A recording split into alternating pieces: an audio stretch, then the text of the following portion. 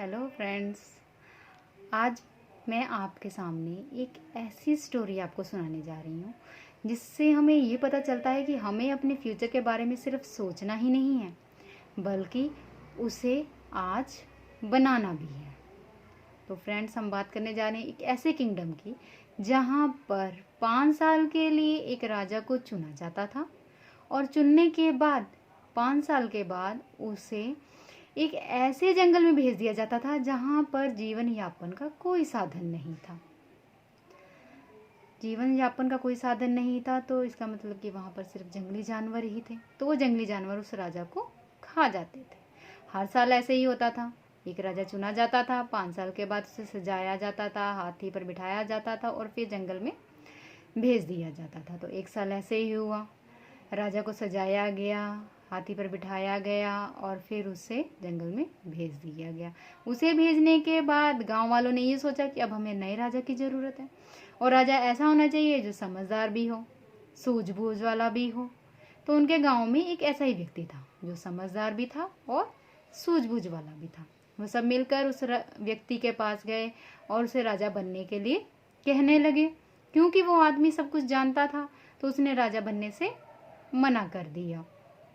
अब सारे उसके आगे मिन्नतें करने लगे तो सबकी मिन्नतें सुनकर उसने हाँ बोल दिया और वो राजा बन गया। 8-10 दिन जब उसने राज्य किया तो 8-10 दिन के बाद उसने लोगों से पूछा कि आखिर वो जगह कौन सी है जहाँ पर 5 साल के बाद एक राजा को भेज दिया जाता है। तो लोगों ने उसे उस जंगल के बारे में बता दिया। वो राजा वहाँ पर गया, वहाँ देखा तो घना जंगल और कोई भी कहीं खाने पीने रहने की कोई सुविधा नहीं और सिर्फ जंगली जानवर थे उस जंगल में। तो राजा को एक युक्ति सूझी। वो अपने राज्य में वापस आया। वापस आकर उसने सबसे पहले वहाँ के जो जंगली जानवर थे उनको एक जू में रखवा दिया और जंगल बिल्कुल खाली हो गया। अब उस जंगल को कटवा दिया, बिल्कुल खाली मैदान कर दिया और वहाँ पर सड़कें बिछा दी, महल बनाए, मकान बनाए और हर एक सुख सुविधा वहाँ पर कर दी। अब राजा बहुत खुश था, उसे बहुत एक्साइटमेंट हो रही थी वहाँ जाने के लिए। तो जब उसके 5 साल पूरे होने वाले थे तो उसने लोगों को बोला कि अब उसे वहाँ भेज दिया जाए। तो लोगों ने कहा कि अभी उसके 10 दिन बाकी हैं, 10 दिन के बाद हम उसे वहाँ पर भेज देंगे। जब 10 दिन बीत गए, लोगों ने उसे सजाया, घोड़े पर बिठाया और उसे भेजने की तैयारी करने लगे। राजा बहुत खुश था क्योंकि उसके मन में बहुत ज़्यादा एक्साइटमेंट थी वहाँ रहने के लिए। अब लोग बहुत हैरान थे ये देखकर कि राजा तो बहुत खुश है, क्योंकि पहले जब राजा रिटायर होते थे तो हमेशा रोते रहते, उदास रहते थे, जाना नहीं चाहते थे वहाँ पर। ये तो वहाँ जाना चाहता था और बहुत खुश था। तो लोगों ने इसका कारण पूछा इससे कि राजन, क्या बात है, आप इतने खुश कैसे हो? तो राजा ने कहा चलो तुम्हें कुछ दिखाता हूँ। राजा गांव के लोगों को उस शहर में ले गया। तो वहां जाकर लोगों ने देखा कि वहां तो काया ही पलट हो रखी थी सारी। एक नया शहर, दुनिया भर की हर एक सुख सुविधा वहां पर थी।